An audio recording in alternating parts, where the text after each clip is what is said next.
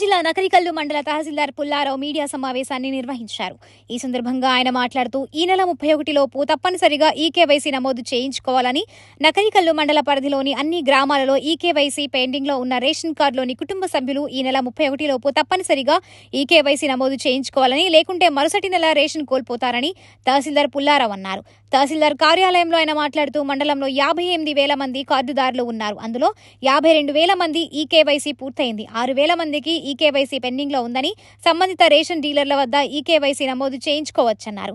లబ్ధిదారులు వేరే రాష్ట్రంలో నివసిస్తుంటే ఆధార్ సీడింగ్ కోసం అతను తన సొంత రాష్ట్రానికి తిరిగి వెళ్లవలసిన అవసరం లేదు.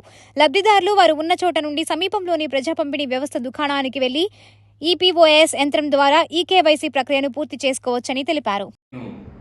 నగరికల్ మండల తహసీల్దార్ని మాట్లాడుతున్నాను.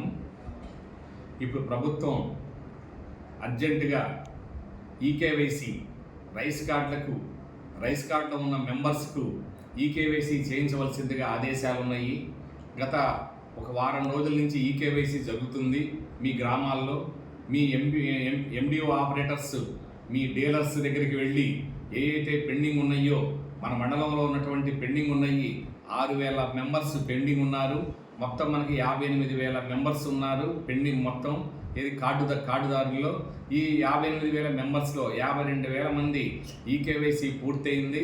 ఇంకా 6,000 మంది ఈకేవైసీ చేయించుకోవాల్సిన ఉన్నారు.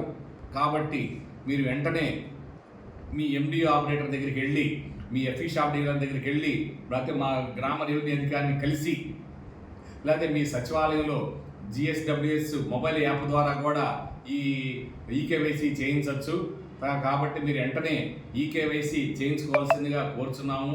మీ పిల్లలు కానీ మీ కార్డులో ఉన్నటువంటి మెంబర్స్ 4 ఉన్నట్టయితే అందులో 3కో 2కో ఈకేవైసీ జరిగి ఉంటుంది. ఒకళ్ళిద్దరికైనా మిస్ అయి ఉంటుంది. కాబట్టి ఆ మిస్ అయిన వాళ్ళు ఎవరున్నారో మా ఎండిఓ ఆపరేటర్ దగ్గర పెండింగ్ లిస్టులో మీ పేరు సరిచూసుకొని మీరు ఈకేవైసీ చేయించుకోవాల్సిందిగా కోరుచున్నాము.